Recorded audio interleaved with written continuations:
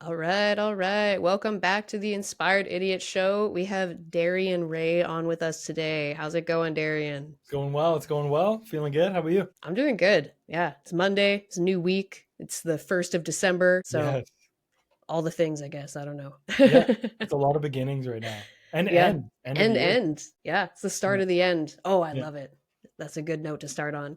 So to kind of give you a little bit of context, I wanted to interview you for Inspired Idiots because you are a ghostwriter, you're a content creator, you also run a community called Identity and Income Breakers where you help I'm going to quote you here, you help leaders and creatives build a six-figure business using LinkedIn. So, can you kind of walk me through your business model like I'm a sixth grader? Yeah. Yeah. Yeah. So absolutely. So essentially, I'm not actually, just a slight correction there. I'm not doing ghostwriting anymore. That was a couple years ago when I first kind of got into the space, like the online space. But yeah, so what I do, broad scope, you're a sixth grader, is I help leaders and creatives. So essentially, coaches, writers, anyone in like sort of that vein, make money through LinkedIn and sell their services through LinkedIn and how to market themselves and, get clients. Nice. Okay. So is that mainly around like creating content on LinkedIn or like is there Mhm. kind of a process that you help people follow when it comes to getting seen on LinkedIn? Yeah, yeah. So it's strictly organic. So everything I teach is, organic. I mean, Sales Navigator, I guess, does help for the outreach and things of that nature, but you can do it without it.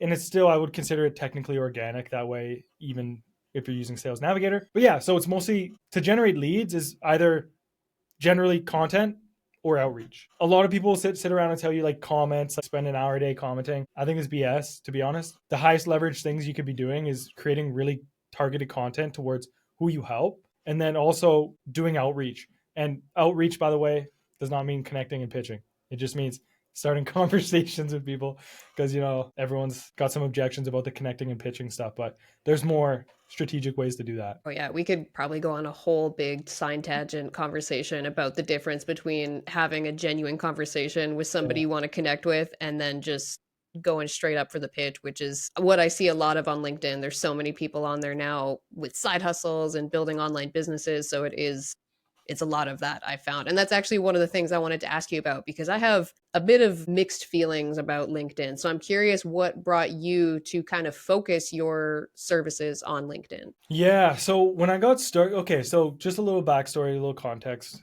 So I guess now it would be just over 4 years ago, I kind of started learning about copywriting.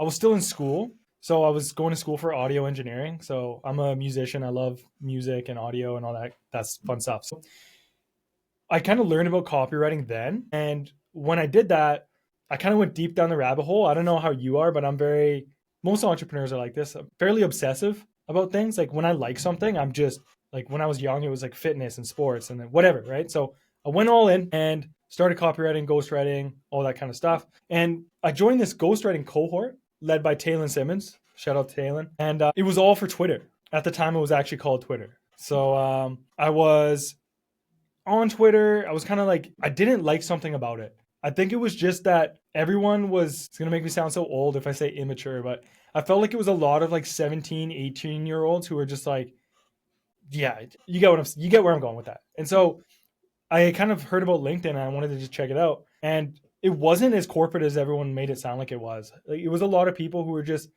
going a little deeper on topics and also fairly supportive. Like the whole community on LinkedIn at the time felt very like everyone was like, "Hey, I see you creating content. I respect you for that." Instead of like bashing you for like Twitter kind of felt. So that's why I chose LinkedIn. It's just I saw the Twitter space early and LinkedIn just felt more like my kind of people were over there. Yeah, I could see how that shift kind of happened because Twitter, I never got super deep into Twitter because it did give me that like doom scrolling vibe and a lot of people that were just kind of like tweeting at each other and yeah, but then you switch over to LinkedIn and it is a lot of people like trying to grow their online business and like supporting other people in online business. So there's definitely more of a supportive crowd over like a internet troll kind of crowd that I think platforms like Twitter Yeah. probably draw in a little bit more of. Yeah, like you could tell a lot of people were trying to troll, very intentional, polarizing hot takes just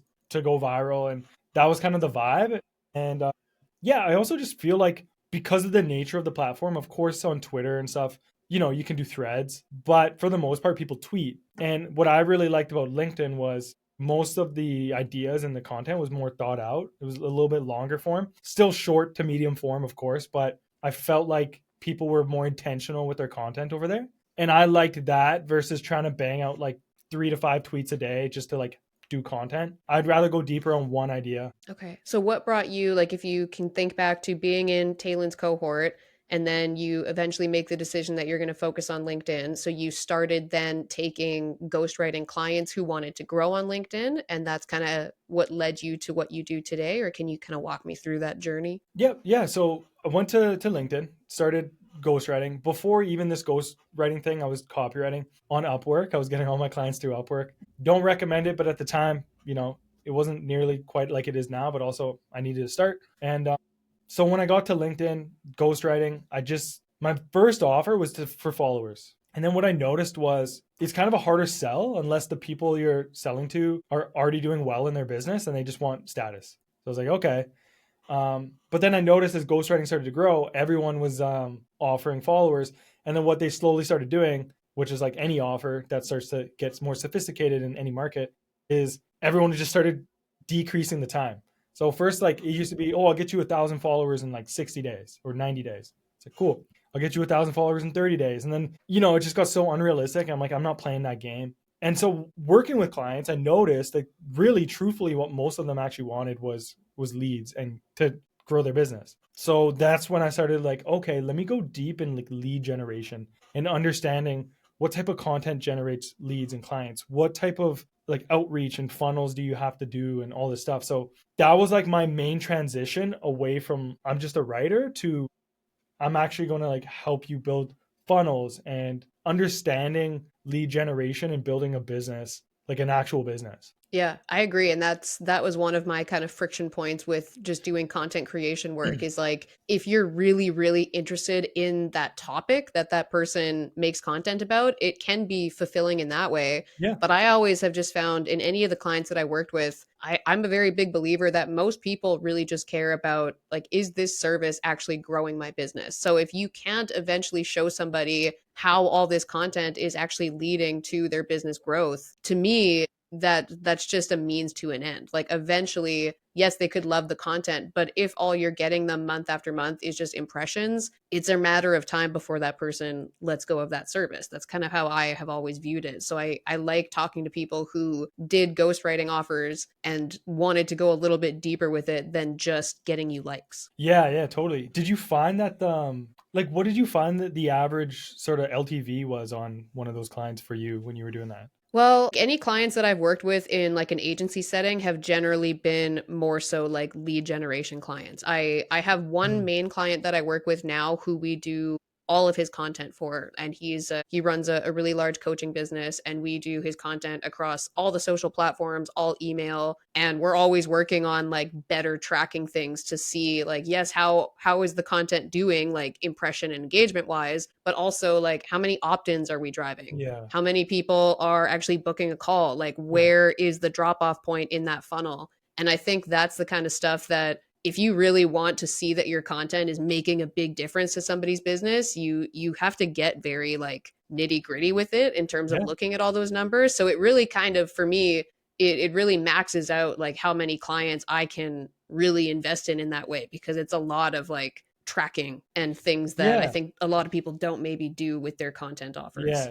You're like tracking the right metrics, right? But also too, the cool thing about that is you can charge higher prices and now you need fewer clients and you can just do better for your clients, right? Instead of Mhm. trying to get a bunch of clients and do like okay, you can get actually less clients for more and do better and get them better results. Yeah. Yeah, So, exactly. so So yeah. what kind of led to you pivoting from doing more of the ghostwriting work and helping people grow their LinkedIn to the shift that you've kind of made now away from ghostwriting? Yeah, I just fell in love with it, man. Like I just started like it wasn't anything specific, There wasn't like this aha moment. It was really just I started looking at funnels and how lead magnets and email started to work. And then I started my own list and stuff. And then I started looking at things like, okay, how many potential qualified leads engaged with this piece of content? Okay. Then messaging them, like how do we message them? Not to like sell them, but to even see if this is something they need or want. and then like figuring that out, and then figuring out, okay, how do I get them on a call without rushing it, but also making the conversation go too long where now we're just friends. So it's like I started to really get more granular and detailed with the very specifics of getting clients, right? Versus I'm just going to study viral hooks, which once again, I'm not even saying that that's bad or that's wrong, but just like some people love that and they're great at it. But for me, I really loved it was just a stepping stone for me to start to see, oh, there's so much more to like business than because I was so new. And I feel like ghostwriting or like copywriting is such an entry level off like offer a business model to get into the online space. And so I just wanted to go deeper. And as I grew as an entrepreneur and started studying and became more curious, because that's one of the reasons I love how curious you are. And the reason I want to get on this is because I'm so curious. Like when I was a kid, my mom had to tell me to like stop asking her questions. You know what I mean?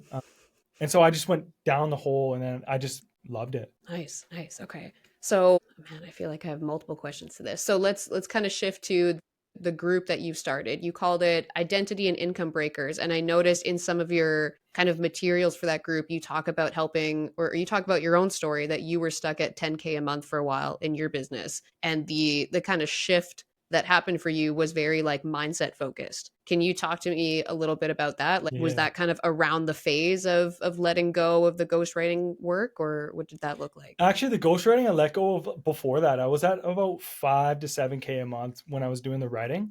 And then at that point, I kind of just, I didn't fully just A to B, launched my consulting business sort of as like a side. And I was getting people in for a package of 4 calls and putting together like a mini program. I just started that on the side, working for free.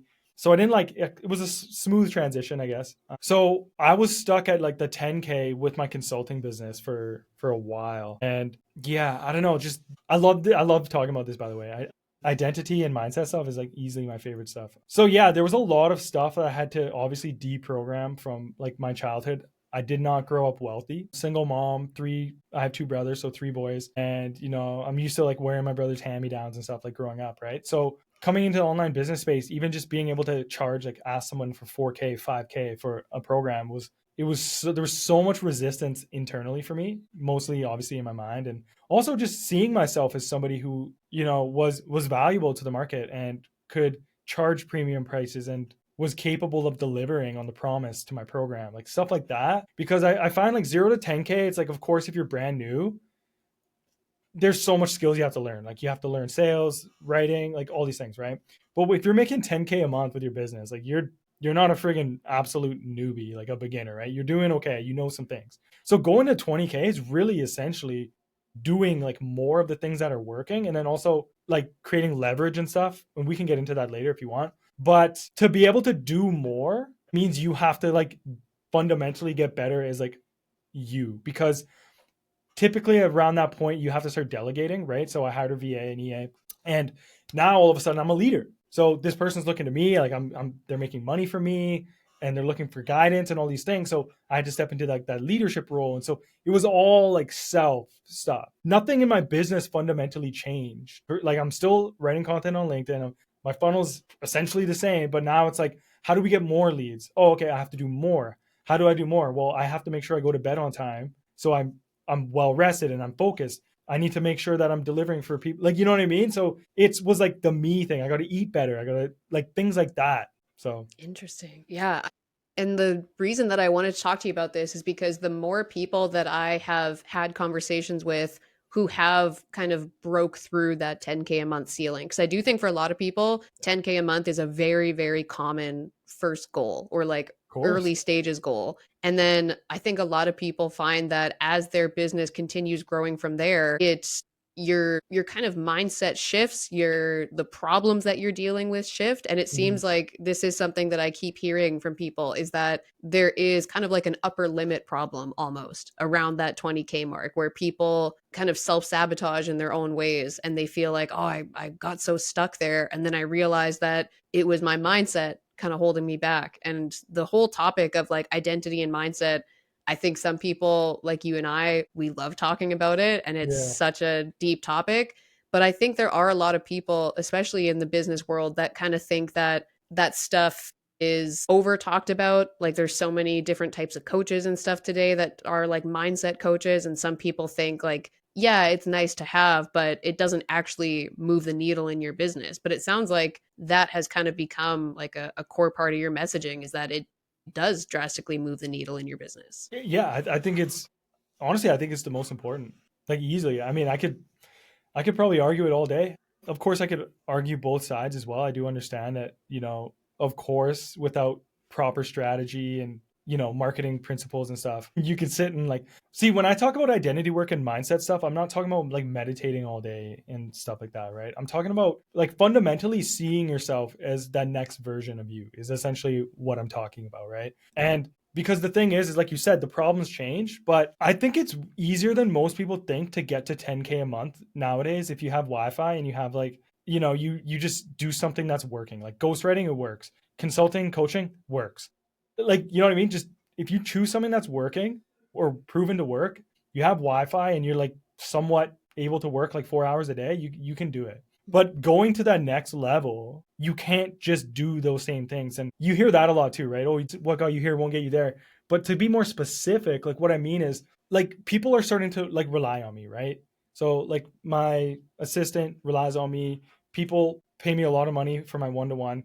They rely on me. If I'm eating like crap, staying up late, doing all these things, they're not getting the best out of me. They're investing a lot of their time and money into me. And so it's like that piece of you needs to step up. And then obviously, like we talked about, like systemizing, leveraging, or creating leverage and all those things. But there's just no way that you can do, if you don't believe that you're worth charging premium prices and all those things, you're never going to get to past 10K. There's just no way. Do you find that that's a really common thing that you help those clients with who invest on one with you? Yeah, I think, see, this is why I'm so like adamant about the identity stuff, right? And it's even in the name of my community, right? Is because every time somebody comes to me and we start working together, every issue that they have in their business is a identity mindset issue. Every single one. So for example, when you join my one-to-one, I have like a whole dashboard. One of the main components in it is like a tracker. So in this tracker, you have to track like everything, like how much outreach are you doing? What is your call like close percentage? Like all these like statistics in the business, right? Metrics. But also underneath that is every single day they have non-negotiables, which is like reading, exercising. I make them create a self-image folder, right? So create this folder, new image of yourself, stuff like that. And they have to mark yes or no if they read it or did that non-negotiable that day, right? So guess what happens? People come in, few days into my program, they're like filling out the spreadsheet, no problem, they're excited, and then they fall off. And so once again, why aren't they sending those outreach messages? I'll ask them. Oh, like there's many different reasons, but once again, every single reason comes back to like a mindset and identity thing. It's like, oh, I don't think my offer is quite right, or oh, I don't know, I just hate selling in the DMs, and oh, whatever it is, and it's all a belief, it's all a mindset. It's always comes back to that. Yeah. Yeah. And that's like the whole topic of like prospecting or like having conversations with people or putting themselves out there to get their offer out there. There is a lot of kind of stories that come up around that, I've noticed. Like one of the Exactly. things that I do is I help people kind of get their first agency client. So I do a lot of conversations around like prospecting and stuff. And I think even just that word really trips people up because they feel like they need to go in like sales mode, Yeah, and they all of a sudden start talking like somebody who's not themselves, and they start sending messages that like deep down they know that they probably wouldn't respond to. It's like we feel like we need to become this other person in order to get clients. And I think it's a really interesting disconnect there, because when people shift and they feel comfortable to just start having conversations like themselves, all of a sudden they feel different about their business in general. Like their whole approach to it changes. totally. Yeah, I mean it's so important. And to give even more context on it. So for example, last year I had a client, her name's Rocky. She came through my program in 10 months, in less than a year. She 9.9x her coaching income organically through LinkedIn. Okay. Same exact system. I had another client come through, right? She couldn't stay consistent on LinkedIn. She didn't end up landing a client throughout the whole program. And but the training was exactly the same. I didn't teach them anything different. One 9.9x their income, the other one didn't land a client. That's how I know that it's not the business strategy. It's not the tactics. It's not the like.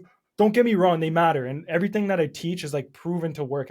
It's worked for me and it's worked for most of my clients, right? But that's how I can tell you specifically like the real results are going to come from the mindset and the inner shifts, not the YouTube nowadays has hundreds of thousands of videos that can show you how to get clients on LinkedIn, how to start a e-com business, whatever. Like there's no lack of information. It's it's people actually doing the inner work to become the person who can actually get those results. That's the thing. Well, and I think what you described there with your process kind of touches on an important point too. It is the inner work, but it's also accountability, Yeah. because the kind of problem with all the information out there today is that it is really easy to just stay in that research mode and convince Totally. yourself like, well, I'm still learning, or I'm going to finish this course, or I need more information about whatever, and it becomes almost like a comfort zone disguised as productivity. And I think people, what I've noticed is people do hit that a lot when they're in that like 10 to 20K a month mark, because they're doing something, like they're making money, but Mm. they're probably at a point that I think you actually described this in the about page of your group, that their business feels heavy. They feel like they're kind of burning out, and they're realizing, I don't think I actually want to make more money if I'm doing it like this. Exactly. Yeah, Yeah. exactly. Because sometimes most people, if they don't know themselves, if they have no sense of identity, they create a business they don't even like. And now they're like, oh, I want to scale it. It's like, oh, you want to scale this thing you hate already? And like, it just doesn't make sense, right? So, Yeah. Do you find that like the people who, invest in working one-on-one with you, do you find that they always already have their own offer, or are they kind of like doing a bunch of stuff? yeah, most of them are actually just doing one offer. Yeah, which is really actually, believe it or not, kind of rare. Or like you wouldn't think that, right? Because I do believe that most people get to 10K per month doing like a couple things or three different things, right? Because it's just yeah, I don't want to say it's easier that way, but most people just tend to do that. But yeah, most of the going off like my last 10 clients or so, I think they all just had their one offer and then we just kind of revamped it and stuff like that. But yeah, that's a good question because it is true. Like most people do hit that milestone doing multiple things. Yeah. And I think it's something that I've noticed in business. It's something that I've gone through in my own business, but I think I've only started realizing that it's a pattern that I see often, is that people like in that first 10K phase, we go from being an employee and having like a boss who dictates our time to being an entrepreneur with a bunch of clients. And now those clients dictate our time. And Yeah. I think people get really caught up in the like, well, it's working, I'm making money, and they kind of just like keep grinding, but they ultimately become an employee essentially, in Yeah. that like they're doing a bunch of stuff. They don't really have a clear offer of their own. They're kind of like, yeah, I do a range of services for a range of people. And so when you talk about like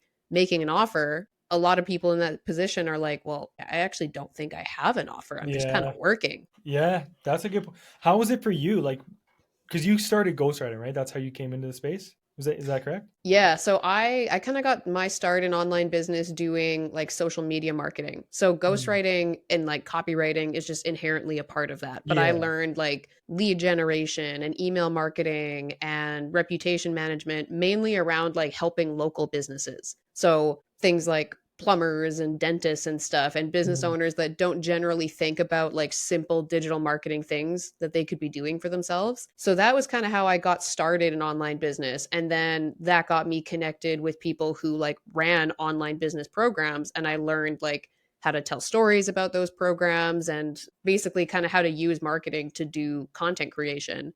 Nice. And that is essentially like what happened in my business, is that we just kind of kept taking on clients and got pretty busy with some of those clients, and basically just like stayed in that phase for a long time, and kind of got to that point that we were describing, where you're like, well, I do want to grow my business, but I don't think I want to grow it doing more of what I've been doing. So that was something about your group that you described in the about page that I really resonated with, was like when your business is working, but it also feels like it's kind of weighing you down, and you realize like, I need to fundamentally shift something if I want to get to that next level. Yeah. Yeah. Yeah. I mean, the writing the copy for the about page was so easy because I was just like writing to me because that Mhm. was an obstacle I had to overcome, right? And I felt those things. What like for you, what was the biggest thing for you if you could name like maybe one thing that helped you kind of break through that? What was it? Was it a tactic or was it like a mental thing or No, I think it was just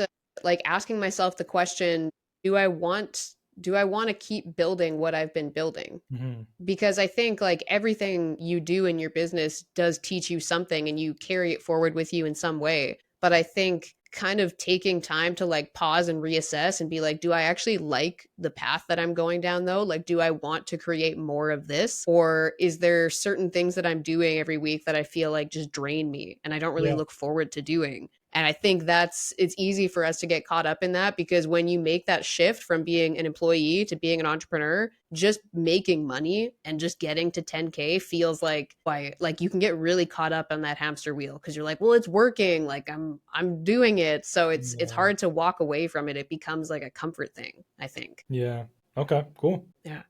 So I was actually that was actually one of the exact testimonial that you just mentioned of somebody 9.9xing her income. I made a note of it here because I was like, oh, I got to ask him about that. So if you could think about that client, like it sounds like you have kind of a loose process that you take people through in terms of the training, but then it Yeah. is a lot of one-on-one work as well. So if you think about that client, was there anything particular that you remember like really working on with them or like really helping them with that then kind of helped them surge like that? Yeah, I mean, she was like my dream client, honestly, because she was an executive coach, okay? She came from a very corporate background, but she had a lot of success in that world.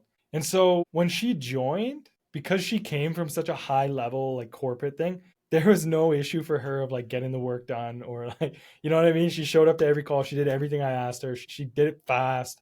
So for her, it was more just like, okay, here's what you need to do, like because she was so new to marketing and she had just recently made the transition from corporate to like coaching. So for her it was like she already had the experience and she already had everything, but she just didn't know like, how do I write content, how do I market myself, how do I create an offer, right? And for me that's like my bread and butter, right? So that was just like, oh, okay, let's do this. We tailored it to her, who she wanted to work with, and she just took action. Man, it's so crazy. Like the more like I work with people and the more people I work with, one of my the only traits I'm looking for at this point is somebody who just takes action. That's really like I can get you so much better results if you just do the work. Yeah. Yeah, So it's true. I feel like I say that on repeat in my content is that like the number one trait that you can absorb that will like drastically change your life no matter what you're trying to do is literally just do the things you say you're going to do. yeah, Because when you become somebody that you actually trust in that like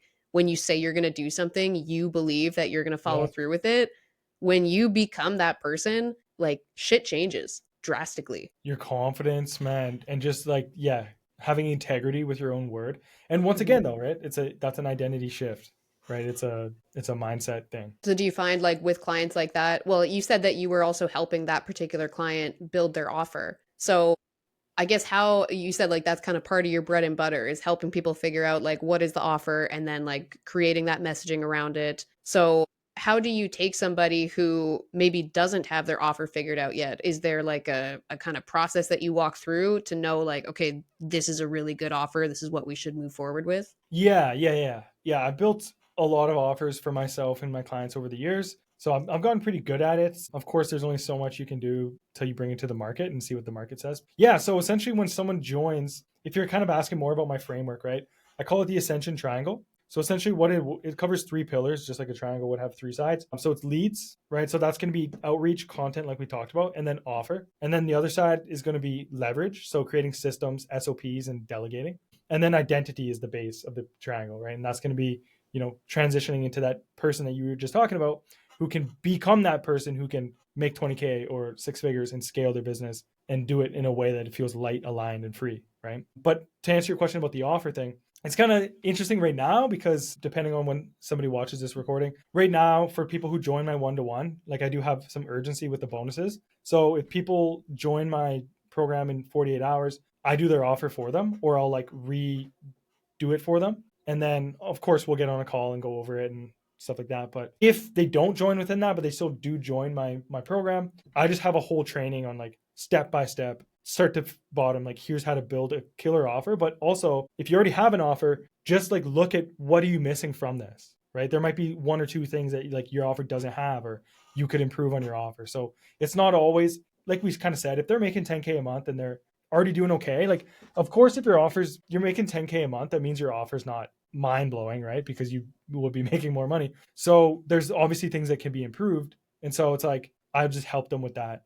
But we just go through my ascension triangle. Interesting. Okay, that's cool. But it sounds like a lot of the people who you work with kind of have some idea of like what they're drawn to or what they want to do. They might just not understand like how to package it. Is that, would you say that that's accurate? Fairly. I mean, I don't work with beginners Mm. really. I work with more like intermediate people. So people who are anywhere from 8 to 12K stuck. So they kind of already know what they wanting to do. Just they don't know how to get to that next level. Their offer, kind of like we said, is kind of average. Like it sells, but it's not like selling itself kind of thing. And those are the people I work with. So yeah, they do have direction and they already have results, but they just don't know how to get past that. Yeah, yeah. And I mean the reason that that interests me is because like I said, I've noticed this probably in the last like few months, like how common it is for people to not be in the beginner stage in that like they haven't made money yet. Like a lot of people will have been making consistent money, but like I said, they're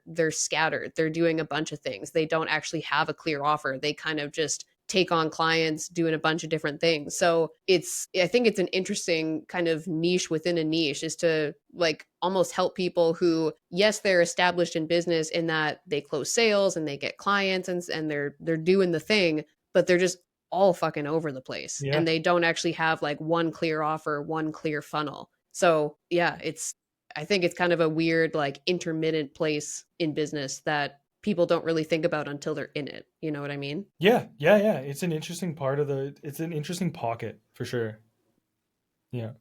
Yeah, that's cool. So I guess like for you, like one of the things I wanted to go back to, and I know you said you really like talking about it, is this concept of like identity and mindset and using and kind of using that as a way to help grow your business in a way that actually feels aligned. So can you talk to me a little bit about like what made you so interested in those topics of identity and mindset? Because I feel like for me, for probably like the first couple of years in my business, I really tried to adopt a like fuck your feelings, stick to the plan, Mm. Hermosi kind of mentality. And maybe it was a phase that I needed to go through, but I really didn't feel like that mindset worked for me. So, what brought you to really being drawn to those topics of identity and mindset? Yeah, yeah, and Hormozi's interesting too because I feel like he actually does talk about a lot of like mindset and identity stuff, but he just does it in an indirect way. But yeah, so okay, so me growing up, I was very much into athletics. So I started breakdancing when I was about 10, and that was like the first time I did anything that like I fell in love with anything that was sort of like athletic. And then I got into heavily into basketball throughout like high school and all that stuff, right? And those sort of disciplines, I guess you could call them practices, whatever, are very skill based and very like attention to detail type of sports. Mm. So at a young age I kind of learned, crap, like if I want to get better at this, because I mean there's like a lot of stories I could talk about with basketball too. Like there was like other players who were ranked higher than me in the city, and like it pissed me off. Like I couldn't sleep. I'm like, no, I'm the best in the city. Like I truly believe that, but I had to like work for it, and like wake up at 5 a.m. and go train. And I wanted to prove myself. So all of these things were kind of like ingrained in me just through, like, I guess you could say competition, right? But there was always some sort of external competition. So when I got into business, of course, like it's a different thing because you're kind of battling with yourself or the market, I guess.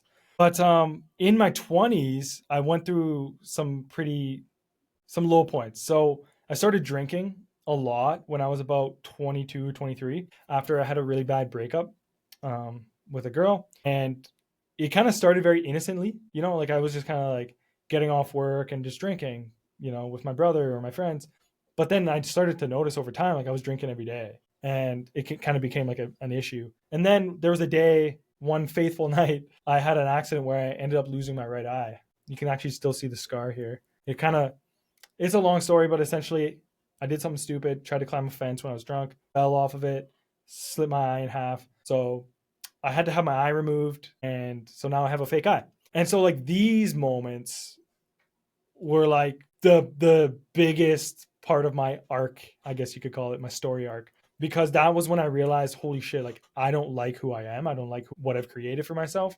But I also there was beauty in it because I knew that if I created it, I could change it. And so I kind of rebuilt myself from like ground zero, right? In my mid 20s. And it was funny, like when I was a kid, I thought by the time I was like 28, I was going to be married with kids and stuff like that. And so here I am, like getting close to 28 and having none of that, no career or anything. And so that was like when I was like, okay, I need to change me and like who I am and my habits I built, my mindset, my beliefs, all that.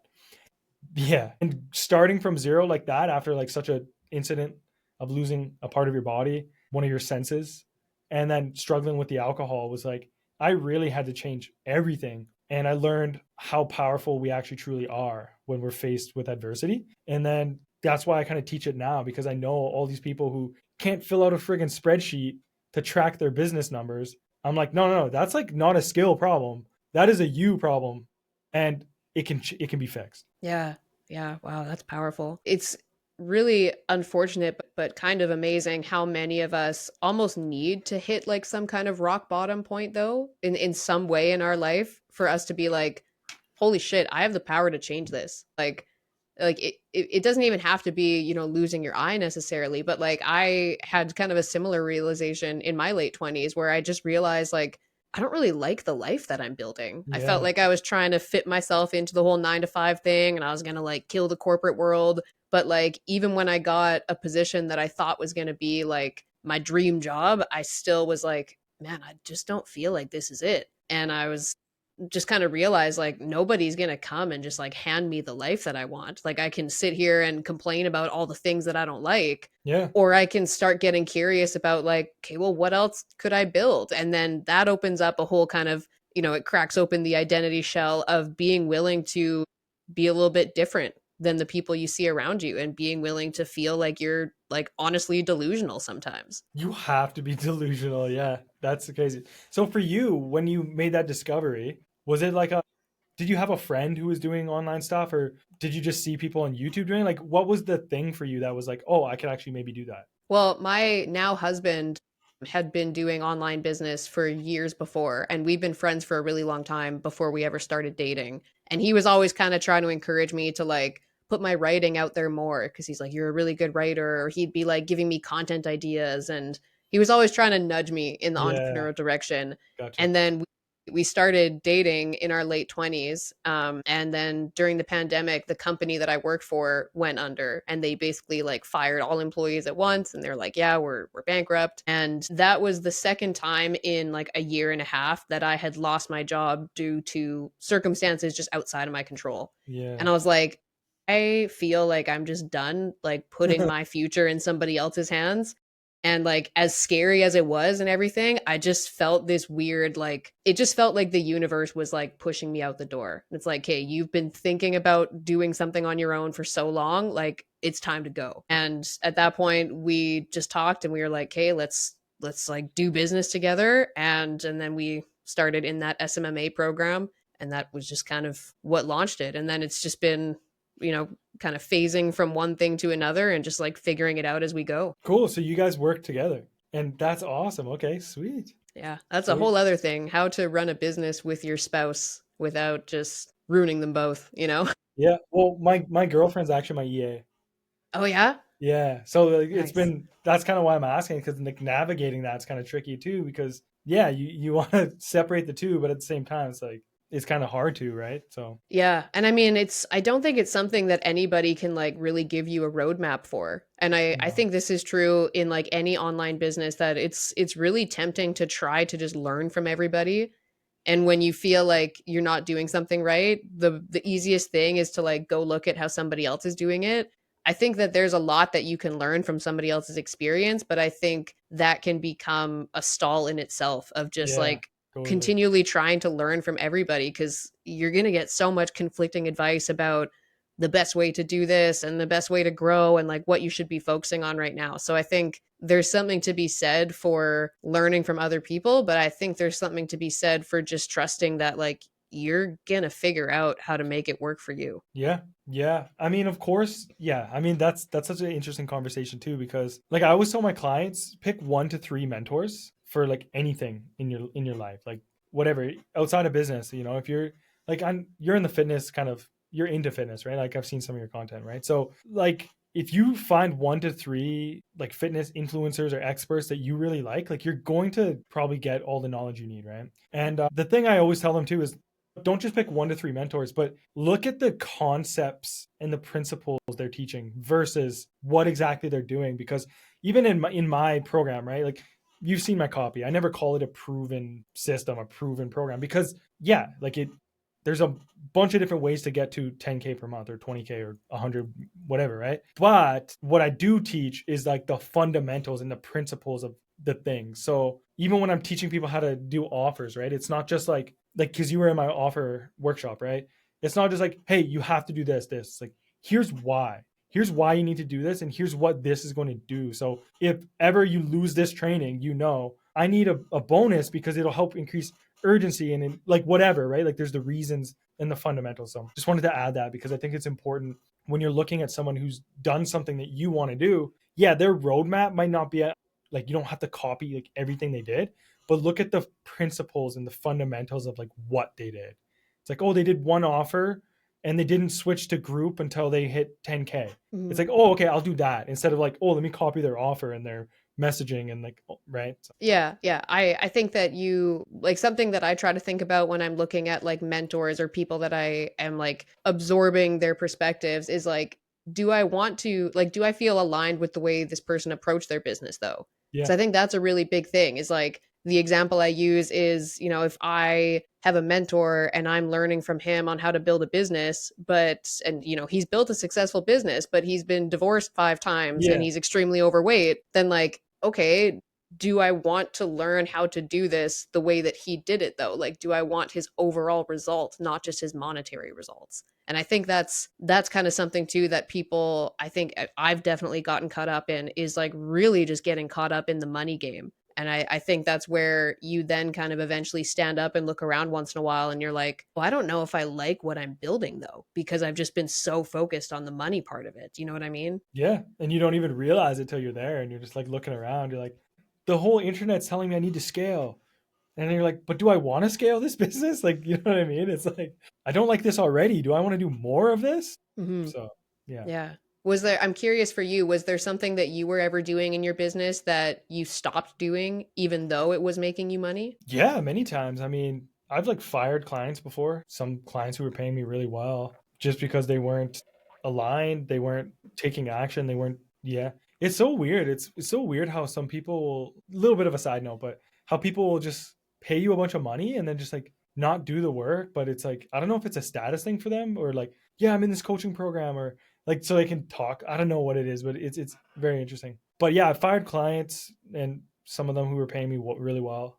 I would say even the ghostwriting, to be honest, I could have probably turned that into an agency if I really wanted to. But once again, I don't want a ghostwriting agency. I don't want, like, I already think the back and forth enough is bad enough when you're doing ghostwriting. They send you edits and then they have to approve it. And then you have to get on calls with them and all, whatever, right? So yeah, I would say those two are the first things that come to mind is like switching from ghostwriting because it was doing well. And then yeah, just letting go of clients. Yeah. Yeah. How about you? I had the same thought about ghostwriting actually. What you just explained was like I got to a point where I realized like I don't know that I actually want to take on more ghostwriting clients though. I don't know that I want to build a ghostwriting agency. And I had the opportunity to join a big ghostwriting cohort and I was like, I'm sure that I can learn a lot from this, 100%. I don't doubt that it's valuable, but it just didn't feel like the step for me because I was like, I don't know that I want to continue ghostwriting. And that's actually something it would be cool to get your perspective on because I've noticed kind of a similar path with people who build ghostwriting businesses is that a lot of people eventually get to a point where they kind of want to shift out of always speaking in somebody else's voice. Yeah. Like they eventually get to a point where they're like, I kind of want to build my own thing or do like a bit more deeper work. So is that something that like did you ever feel that with ghostwriting that you just were like, Huge. I don't know if I want to keep writing other people's content? Huge. And the thing is too is it's tough because it's client work, so you want to prioritize it, but then it's kind of draining after you write a lot and then you have to write your own content and now you don't feel inspired for your own so I'm like, man, I'm not even building my own thing. I'm building someone else's thing. And yeah, coupled with all the back and forth and I think another thing too is it's very much I think it's under talked about, at least from my perspective, of how hard it is to actually capture somebody's voice.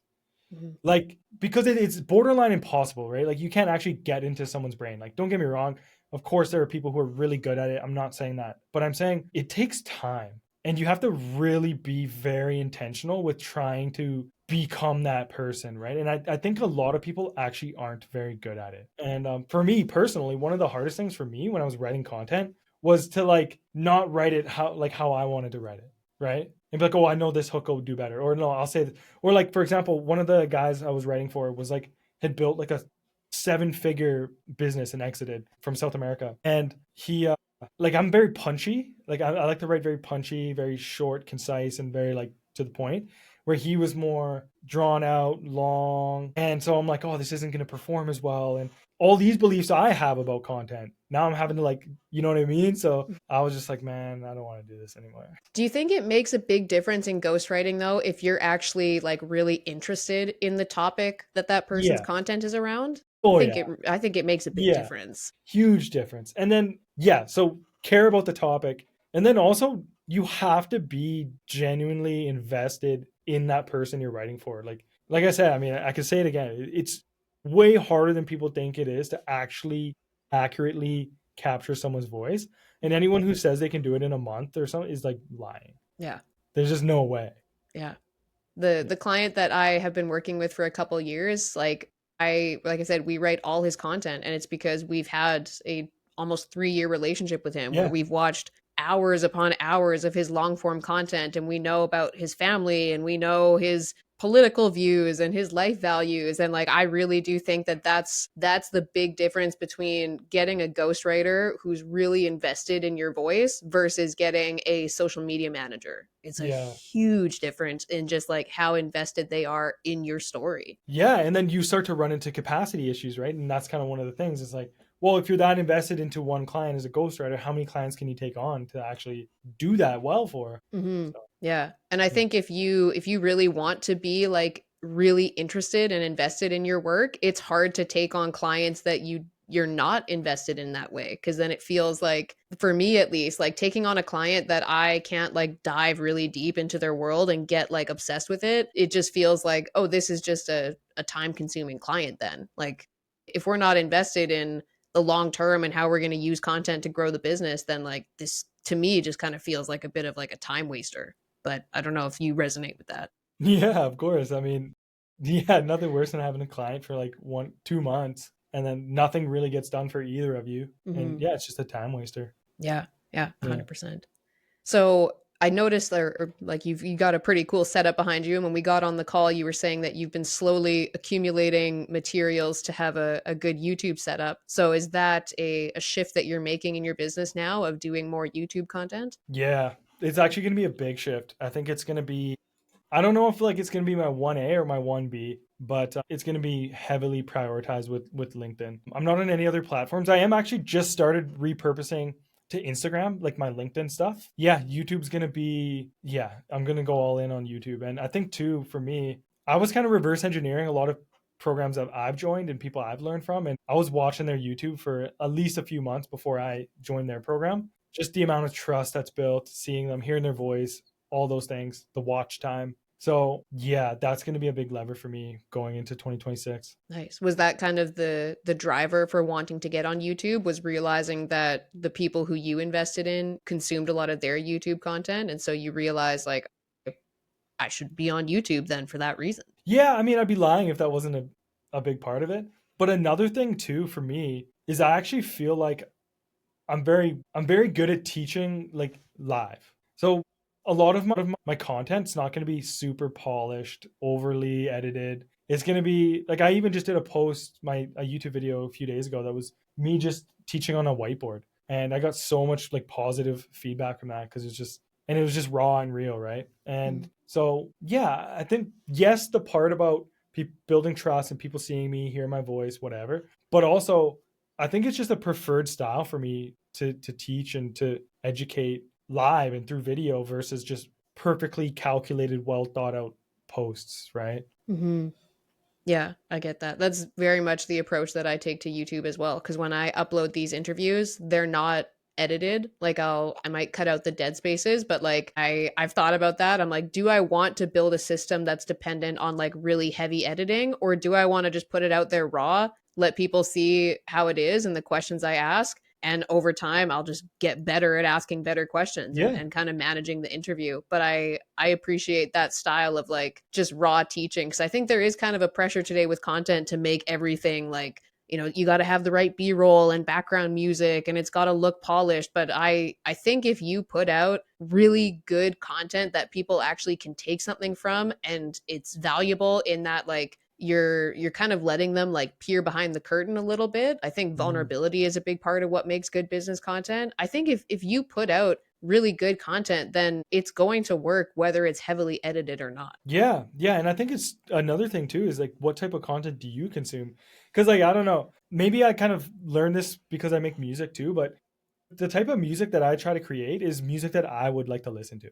Like it's that's what I'm trying to do. I'm just trying to attract more people like me, right? Yeah. So with my content, the type of content I consume, I do not care how edited your YouTube video is. Like I most of the time I just the thing I care most about is audio, to be honest. Mhm. Can I hear you clearly? Might be because I'm an audio engineer, but I don't know. But so yeah, I think my guess is if you are doing that and creating that type, you probably consume more of that type, I would imagine. I could be wrong, but yeah, I just that's a big thing for me too, right? Is would I want to watch this? Like, is this something I would actually enjoy? Mhm. Everything else is it's cool. Now, I did have to balance my with myself honestly. Like I had to look at myself honestly and say, am I just doing this because I'm lazy? Like, am I trying to be lazy with my content? You know, Mhm. because I didn't want to just like not edit it or not make it more polished because just it's easier. That's why I started to reverse engineer. Like, okay, who do I buy from? What do I consume? And like, you know, a lot of it is unedited, riffing on like a core idea. Gotcha. One of the questions that I always like to ask people is, what is something that you're working on in your life or your business right now that kind of scares you? Would you say that making this shift to doing YouTube content is scary for you in some way? Yeah, I'd say there's some fear there for sure. Yeah. Yeah. And the fear is like, it's not fear of failing because I've already started, like, you know, to even be successful on LinkedIn, you have to start by failing and creating content with 0 likes and like all that stuff. Right. So I've already done that. So I know what that's like. I'd say the fear is more of not seeing a return on investment. Yeah. So I know I'll get better. what do you think a return on investment would look like for you on YouTube? Clients or like community joins. So my funnel right now is like social media goes to my school community, right? My Mhm. free community. So I have a question when you sign up, where did you find me? I recently added that since I'm branching away from LinkedIn because I want to start tracking like how many am I getting from YouTube, how many, right? So that's it. I do not care about going viral. I don't care how many views my video gets. I don't care if I get 30 views on a video, but if I get 2 community members, that's like huge for me. So that's when I say ROI, that's what I mean. Okay, gotcha. So that's what all of your content kind of points to right now, is to your school community. That's where people can get a little bit more access to you. You have some trainings in there. And then from there, there's a bit more of an opportunity for you to kind of build a bit of a relationship with them and maybe eventually work with them in more of a one on one capacity. Yeah. So my last 5 clients I've signed have all been through my community. Nice. Just if that says anything about how powerful it is, because the nurturing that it does and the familiarity, and it's easily the best lead magnet I've ever had. Nice. I'll probably always just have a free community. Maybe I'll like have a paid community that's like a paid thing. It's on its, but it would Mhm. be separate. But yeah. And you also have a newsletter that you send out. So is that something that's tied to your community, or how do you decide, like, how do people end up on your newsletter versus how do they end up in your school community? Yeah, so it's kind of like tagged, right? So when you join my school community, I do have a Zap that puts you into my email list. Mhm. But I also do have a lot of people before I even had my community who are just on my email list, right? I had like a 900 and something. So those people I am trying to get into my community, but a lot of people who are on my list now are like already in the community. So Mhm. I just have to do it by tag. Yeah, Yeah. that's, I don't know if it's like a visual thing for me, but when I'm like learning about people's business models, I like to kind of see like what is like the flow here? Like what's the sequence? Is it like content to email to group? Because I think that's like a really simple way to think about it, and to kind of simplify like what you're doing is like what are the different things leading to? And when Yeah. I've kind of like almost done little audits in my business where I'm like, okay, what am I giving my time to right now? I'll like I said, we have giant whiteboards, and I'll just Yeah, like dump out like what is everything that I'm working on right now, and what of those things is not like feeding the next thing or kind of feeding the bigger goal. You know what I mean? totally. Yeah, yeah. And simplification too. When you have it in front of you, you can be like, oh, that's, I don't even need that. Or and why am I putting my energy in like comments on LinkedIn? I don't Yeah. care what any of the big creators who have a VA doing their comments for them tell you to comment for 2 hours a day. I don't care. Yeah. That is not where all my time is going to be going. So yeah, you can like see it. But yeah, my funnel really is literally just content or DM to school.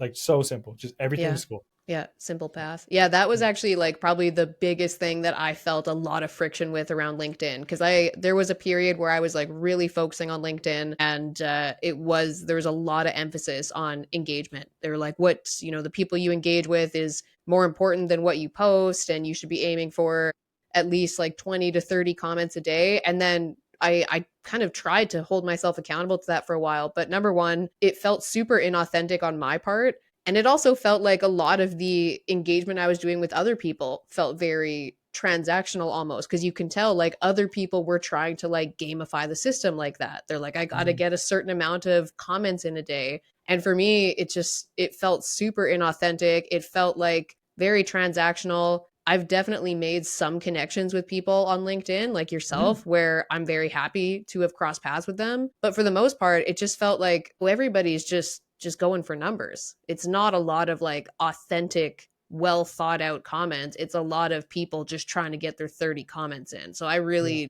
didn't like that about it. Yeah, and I love that you identified that and you just stuck with how you felt and you didn't say, "Oh, no, the biggest creator is telling me I need to do this." Right? Yeah.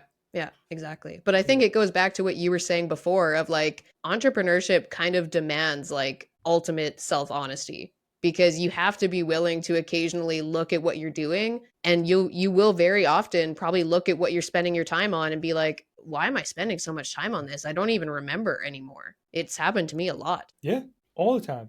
I Yeah. think it's important to check that, like, if not weekly, bi-weekly.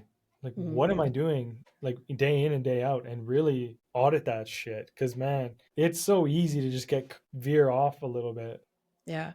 Do you have any kind of like methods or systems that you found really work for you in like kind of making sure that you're focusing on the Yeah. main focuses and not getting distracted by all the other shit? Yeah, I do.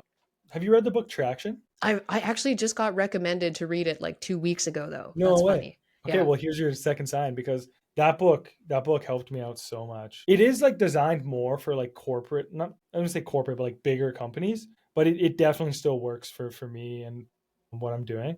And that's like helped me out so much because it gives you not just clarity, but action steps and stuff like that. But I've implemented the EOS is what is called like the EOS system from the book into my business, and it's been good. I'm still like implementing, but yeah, but high level essentially for me it's like where I'm at right now, it's like the only things I'm doing is content, client fulfillment. Those are like my two, that's it. So I'm creating all the content, the YouTube, the LinkedIn, the community assets, courses, all that. And then yeah, just working with the clients, making sure they get success, make sure they're taken care of, all that. Everything else is outsourced. Well, not outsourced, well, my EA, my girlfriend. Right. Yeah. Yeah.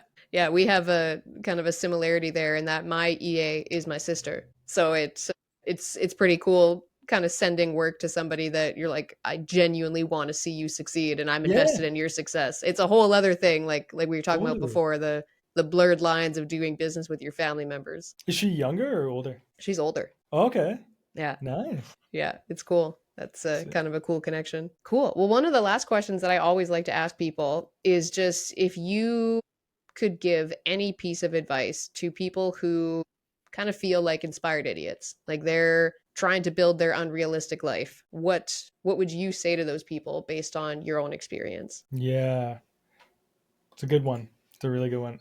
The first thing that comes to mind when you ask that is kind of like we talked about being delusional, but to be more specific is like just don't listen to what other people say or think about what you're trying to do. Because, like early on when I finished school and I was going into entrepreneurship, right? I had no job lined up, I had nothing. I was just like, I'm doing this. And I told like my family and my friends. And, after a couple months when I hadn't landed my first client, they'd be like, "Hey, how's the business going?" And I'll be like, "Oh, it's coming, I swear." And then they're like, a couple months later, it's like, "Hey," so they're kind of nudging like, "Hey, maybe you should get like a part-time job or whatever," right?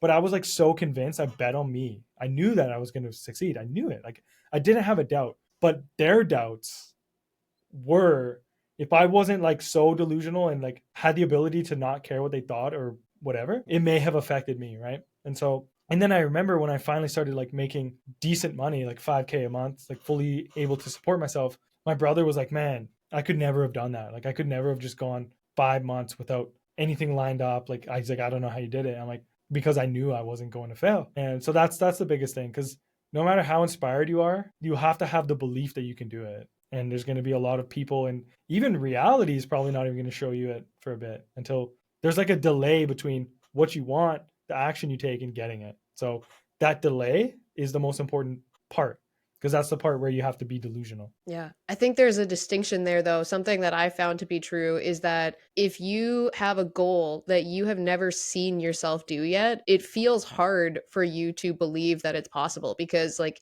it's going to feel unrealistic until you actually see yourself do it. So I think people get kind of confused with this whole like believe in yourself. Like you don't have to believe if you've never seen yourself hit 10K before, you don't have to believe that like you're going to get there by a certain point. All you have to actually believe in is that you're going to hold yourself accountable to figuring it out. I think that's the first bar that I always tell people to focus on is like Mm. if that's never been realistic for you before, then like you don't need to believe right now that you're going to hit 10K. You need to believe that you're actually going to hold yourself accountable to trying and not giving up, because I think people have this kind of perception of failure that like, I'm afraid to fail. I'm like, no, you're not.